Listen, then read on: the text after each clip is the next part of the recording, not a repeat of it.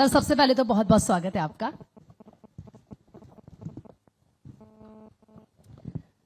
Sir सबसे पहले तो मैं आपसे यही जानना चाहूंगी क्योंकि आपके 3000 पेशेंट सक्सेसफुल डेटा है। Sir is it a clinical trial, clinical research on it's your experience, और सर क्या ये एविडेंस बेस्ड सिस्टम है, व्हाट इट इज? आपने मेरे पूरे 21 साल की मेहनत को एक क्वेश्चन में समेट दिया। सर आपका बेहतरीन सफर भी तो रहा है। मनोज सर यहाँ बैठे हैं। सर पूरे 21 साल की मेहनत है, 3000 पेशेंट का डेटा मैडम के एक क्वेश्चन में है कि क्या वो क्लिनिकल ट्रायल था या क्लिनिकल रिसर्च है या मेरे अनुभव के आधार पर दिया हुआ प्रस्तुत डेटा है। तो निश्चित रूप से आपको इस क्वेश्चन के लिए बहुत बहुत धन्यवाद कि आपने पूछा और बहुत अच्छा मौका भी दिया आपके माध्यम से, आपके चैनल के माध्यम से, काशी की नगरी से, जहां पर इतनी ऐतिहासिकता के साथ आज मुझे सुबह से इतना अच्छा आप लोगों का सानिध्य भी मिला। परिवार के साथ मैं आज दर्शन करके भी आया। तो कहीं ना कहीं थैंक यू मैम, उसके लिए आप सभी को और भारत 24 की पूरी टीम को उसके लिए बहुत बहुत धन्यवाद। और निश्चित रूप से इस क्वेश्चन का आंसर मैं जरूर दूंगा। ये जो 3000 पेशेंट्स का डेटा है, लगभग 3800 पेज की एक बुक है, जिसको हमने लगभग दुनिया के सभी प्लेटफॉर्म्स पे भेजा है, चाहे WHO हो, ICMR हो, MCI हो, जो हमारा गवर्नमेंट ऑफ इंडिया का जो हमारा आयुष का पोर्टल हो, CCRH हो, NCH हो, नेशनल कमीशन ऑफ होम्योपैथी हो, यूनिसेफ हो, यूनाइटेड नेशन हो, ऐसे जहां जहां मुझे लगता है कि कोई यूनिवर्सिटी है, जो कोई हेल्थ ऑर्गेनाइजेशन है, कोई मेडिकल काउंसिल है, उसमें हमने भेजा है। तो निश्चित रूप से ये जो 3000 पेशेंट्स का जो लगभग डेटा है, ये कोई क्लिनिकल ट्रायल नहीं है। क्लिनिकल ट्रायल क्या होता है? एक्चुअली क्लिनिकल ट्रायल के लिए तो हमें कहीं से फंडिंग मिलनी चाहिए, किसी प्रकार से कोई प्रोटोकॉल दिया जाए, या फिर उसकी कुछ टर्मिनोलॉजी पहले से फिक्स होती कि कंसेंट लिया जाए, उसमें कुछ डोजेस फिक्स होते हैं। पर चूंकि क्लिनिकल ट्रायल ये नहीं है, इसलिए क्लिनिकल ट्रायल और क्लिनिकल रिसर्च जो नहीं है, तो बना कैसे? तो ये जो क्या होता है कि जब होम्योपैथी में हम लोग जब काम करते थे, चूंकि मेरा कैरियर करीब 21 साल का है, और जिस लेवल पे मैं पेशेंट्स देखता था, उसमें कई बार क्लासिकल होम्योपैथी में बहुत ही बेसिक डोजेस में काम होता था। इसलिए कई क्रिटिकल पेशेंट्स में, सर्जिकल कैटेगरी में, कॉम्प्लिकेटेड, इमरजेंसी, लास्ट स्टेज, अब स्टेज 4 के कैंसर के पेशेंट जो लगभग सब जगह से कई बार फेल होके आते हैं, जो किडनी के लास्ट स्टेज के पेशेंट्स होते हैं, जिनको डायलिसिस या ट्रांसप्लांट बता दिया जाता है, क्रिएटिनिन काफी ऊपर तक पहुंच जाता है। ऐसे कई सर्जिकल कैटेगरी के पेशेंट जिनको सर्जरी ही एकमात्र ऑप्शन है। अगर ऐसे पेशेंट होम्योपैथी में आते हैं, तो निश्चित रूप से ये बहुत बड़ा चैलेंज भी है, एक्सेप्टेंस भी है, और इस पे काम करने के लिए कुछ नया लाने की जरूरत थी। इसलिए ये जो मेरा अनुभव है, पेशेंट टू पेशेंट जो उनका क्लिनिकल डेटा जो हमें मिलता था, जो उनकी रिपोर्ट्स मिलती थी, उसके आधार पर हमने कुछ डोजेस चेंज किए। और वो जो डोजेस चेंज करने का फायदा ये मिला कि जो भी हमने कुछ नए तरीके से काम किया, उसका कुछ डेटा जनरेट हुआ। जो पहले की रिपोर्ट पेशेंट्स की और जो बाद की रिपोर्ट है, उसमें जो चेंजेस दिखे, वही सक्सेसफुल डेटा का हमने एक पूरा कॉम्बिनेशन लेकर आज 3800 पेज की एक बुक बनाई है, जिसका नाम दिया है मैंने vision of impossible to possible from the treatment of super speciality modern homoeopathy, जो कि आप मेरे वेबसाइट पर जाकर, चैनल पर देखकर लगभग देख सकते हैं। और निश्चित रूप से इसके लिए हमें किसी परमिशन की जरूरत नहीं थी, क्योंकि मैं हिंदुस्तान में परमिशन की जरूरत नहीं होती। जी बिल्कुल, क्योंकि मैं एक विधिवत MD फिजिशियन हूं होम्योपैथी में। मेरा CMHO से जो हमारा जो लोकल स्टेट का रजिस्ट्रेशन होता है, सेंट्रल काउंसिल ऑफ होम्योपैथी का रजिस्ट्रेशन होता है, स्टेट काउंसिल ऑफ होम्योपैथी का रजिस्ट्रेशन होता है। तो इंडिया में एलोपैथी, होम्योपैथी, आयुर्वेद और यूनानी, ये 4 वैलिड सिस्टम है जो गवर्नमेंट ऑफ इंडिया ने मान्य किए हैं, जिसपे आप अच्छी प्रैक्टिस कर सकते हैं। तो इसके लिए क्लिनिकल डेटा देने के लिए, आपके अनुभव के आधार पर कोई डेटा बताने के लिए परमिशन की जरूरत नहीं है। सर ये कहीं पब्लिश हुआ है जो आपका डेटा है? क्या ये किसी गवर्नमेंट पोर्टल या फिर रिसर्च जो पेपर है उनमें कहीं?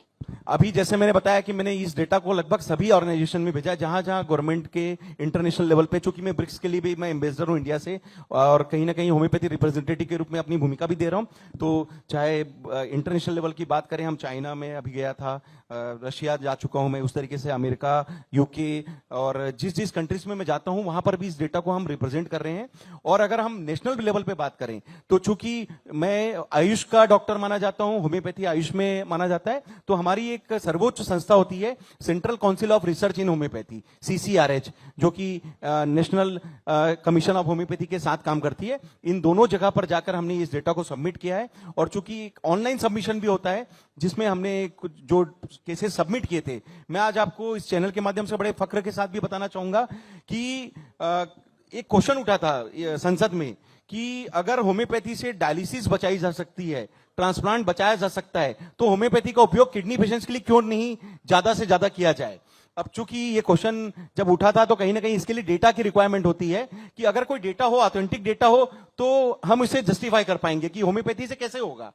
तो चूंकि मैंने 3800 पेजेस के जो बुक आपको बताया वैसा जब सबमिशन दिया था, तो उसमें से जो एक केस हमारा जो पब्लिश हुआ है वो गवर्नमेंट ऑफ इंडिया के आयुष पोर्टल में, जो सीसीआरएच की एक वेबसाइट है SCCR पोर्टल, जिसमें ऑलरेडी पब्लिश हो चुका है, जिसमें गवर्नमेंट के वेरिफिकेशन के साथ हम इस बात की पुष्टि करते हैं कि 21 क्रिएटिनिन का पेशेंट, कोई 21 क्रिएटिनिन का पेशेंट होता है, या तो वो डायलिसिस करा रहा होता है या फिर उसे रिनल ट्रांसप्लांट के लिए मजबूरी होती है। लेकिन ऐसा पेशेंट भी केवल सुपर स्पेशलिटी मोनोपैथी का कंसेप्ट से 1 महीने में क्रिएटिनिन 1 पर आकर मेंटेन हुआ, जिसका पूरा वेरिफिकेशन डेटा वहां पब्लिश हुआ है। और निश्चित रूप से ये केवल डेटा पब्लिशन नहीं है, वो गवर्नमेंट की स्वीकृति है कि ये एक तरीके से ऐसा भी होम्योपैथी से पॉसिबल है कि हम किसी की डायलिसिस जैसा ट्रांसप्लांट बचाने के लिए सुपर स्पेशलिटी मोनोपैथी का उपयोग ले सकते हैं। बिल्कुल सही, तो बहुत ही बेहतरीन काम है और इसके लिए एक बार जोरदार तालियां हो जाएं, Thank you, क्योंकि जिस thank तरीके you. से आप लोग काम कर रहे हैं सर, वाकई ये सराहनीय है। अच्छा सर, आजकल का जो हमारा लाइफस्टाइल है वो पूरी तरीके से बदल चुका है, डायबिटीज हो जाए, थायराइड, एलर्जी और न जाने क्या क्या हो जाता है। सर ऐसे में होम्योपैथी की अगर मैं भूमिका की बात करूं तो आप इसे कैसे देखते हैं? क्या ये इसको खत्म कर सकता है या बहुत कम कर सकता है? होम्योपैथी का जो मूल स्वरूप होता है ट्रीटमेंट का, उसका मतलब होता है आपके खुद के रिस्पांस को वापस बढ़ाना, मेटाबॉलिज्म आपका मेंटेन करना, आपकी इम्यूनिटी रिस्पांस को बढ़ाना, और कहीं ना कहीं लाइफ टाइम जो ड्रग डिपेंडेंसी वाली केसेस हैं, जो कि आपने पूछा लाइफ स्टाइल प्रॉब्लम, जिसमें हम बात कर सकते हैं blood pressure, diabetes, thyroid, cholesterol, मिर्गी, माइग्रेन, ये कुछ ऐसी बीमारियां जिसमें अपन जिंदगी भर दवा खाने के लिए एक तरीके से माने जाते हैं। तो पेशेंट्स को कह दिया जाता है कि भाई अब चूंकि ये बीमारियां लाइफस्टाइल के साथ चलती है, इसलिए आपको जीवन पर्यंत इन दवाइयों का सेवन करना है। और कहीं ना कहीं उनके दिमाग में एक टेंशन भी होता है, एक स्ट्रेस भी होता है कि जीवन भर भी खाना है, और कहीं ना ऐसा भी हो सकता है कि इन दवाइयों के कोई साइड इफेक्ट भी हो। तो निश्चित रूप से इसमें होम्योपैथी का एक बहुत अच्छा रोल आया है। आप मेरे चैनल पे भी जब जाएंगे या मेरी बुक के माध्यम से देखेंगे कि ऐसे कई सारे पेशेंट्स हैं जिनका इनिशियल लेवल पे जब ट्रीटमेंट हमारे पास आता है, इनिशियल लेवल मतलब जैसे ही आपको समझ लीजिए थायराइड हुआ, आपको बीपी हुआ, आपने होम्योपैथी का ट्रीटमेंट चालू किया, तो ये बहुत ही सही समय होता है इनिशियल लेवल पे, जब हम आपके रिस्पांस को जितनी जल्दी हो सके अंदर से वापस मेंटेन करें। अच्छा, लेकिन सर होम्योपैथी की जब बात आती है, क्योंकि आजकल जितने भी मरीज होते हैं, चाहे वो मैं अपनी बात कर लूं, हम सबको रिजल्ट चाहिए, तुरंत रिजल्ट चाहिए। तो ऐसा लगता है कि होम्योपैथी में विश्वास लोगों को बढ़ाना होगा, थोड़ा इंतजार इसके लिए करना होगा। बस इसी के लिए आज मैं आपके सामने 21 साल के बाद बड़े गर्व के साथ कहूंगा कि अब वो होम्योपैथी क्लासिकल होम्योपैथी तक नहीं है, अब वो होम्योपैथी सुपर स्पेशलिटी मोनोपैथी के रूप में जो हमारा कंसेप्ट है, it's a fastest treatment in homeopathy. आप देखेंगे कि डायबिटीज, थायराइड, कोलेस्ट्रॉल, मिर्गी, माइग्रेन के ऐसे काफी सारे पेशेंट्स हैं जिन्होंने शुरुआती लेवल पे होम्योपैथी से फायदा लेकर 2 से 6 महीने में अपनी ट्रीटमेंट को पूरा कर लिया। और पूरा करने का मतलब होता है कि उन्होंने जीवन भर दवाइयों खाने की जो प्रतिकूलता थी उससे भी अपना बचाव किया। अगर किसी कारण से ये पेशेंट आगे बढ़ जाते हैं, समझ लीजिए कोई 10 साल बाद आता है, कोई 3 साल बाद आता है, कोई 5 साल बाद आता है, तो इसका मतलब वो ऑलरेडी ड्रग के ऊपर डिपेंडेंट हो चुका होता है।